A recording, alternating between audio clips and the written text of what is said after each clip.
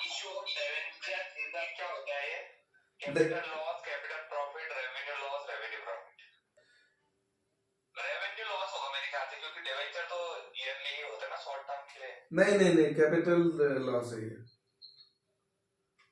Capital loss है। अब क्यों है वो भी बताता हूँ, सुनो क्यों है, रीजन भी सुनो क्यों है। जो ये डिस्काउंट ऑन इशू ऑफ कुछ भी होता है ना बैलेंस शीट में, इसको हम कहीं शो करते हैं, कहाँ शो करते हैं? नहीं, असेट साइड में एक अकाउंट होता है फिक्टिशियस असेट नाम से, फिक्टिशियस असेट्स, कैपिटल लॉस। एक अकाउंट, एक असेट होती है फिक्टिशियस असेट। इसके मैंने एक आध बार एग्जांपल भी बताए हैं, फिर से सुन लेना।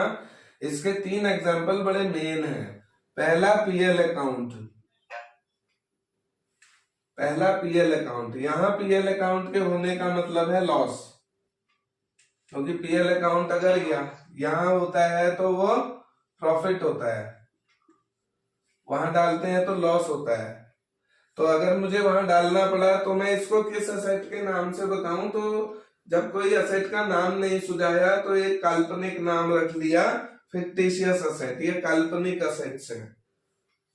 तो एक पीएल अकाउंट, दूसरा deferred revenue expenditure, deferred revenue expenditure. इसके अंदर आता है एडवर्टाइजमेंट एक्सपेंसेस। एडवर्टाइजमेंट एक्सपेंसेस जो होती है ना, अक्सर रेवेन्यू होती है। अगर हम हर साल एडवर्टाइजमेंट में खर्च कर रहे हैं तो वो कैसा है? वो रेवेन्यू है। अगर हम हर साल खर्च कर रहे हैं उसको हम डालेंगे पीएल में। बट कभी क्या होता है, मैं 5 साल के लिए इकट्ठा खर्च कर देता हूं एडवर्टाइजमेंट में। अब हर साल नहीं खर्च करूंगा, 5 साल के लिए इकट्ठा खर्च कर दिया है ना। तो 5 लाख रुपए मैंने इकट्ठा खर्च कर दिया। इसका मतलब 5 साल तक अब मुझे खर्च नहीं करना, लेकिन मेरा वो चलेगा तो 5 साल। तो मैं उस 5 लाख को क्या करूंगा, 5 हिस्सों में बांट दूंगा, क्योंकि 5 साल तक अब मैंने खर्च नहीं करना। तो 1-1 लाख रुपए हर साल पीएल अकाउंट में ट्रांसफर करूंगा, 1-1 लाख रुपए हर साल। बात समझ रहे हो? 5 साल तक। तो पहले साल मैंने कुल 1 लाख ट्रांसफर करूंगा और खर्च किया कितना? 5 लाख। तो 1 लाख डाला मैंने पीएल में रेवेन्यू।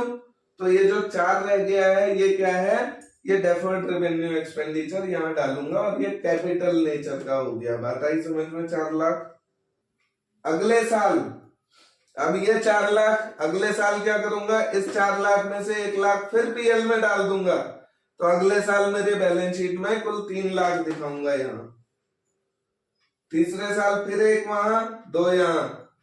चौथे साल फिर 1 वहां, 1 यहां। 5वें साल फिर 1 वहां। यहां से खत्म। बात आई समझ में?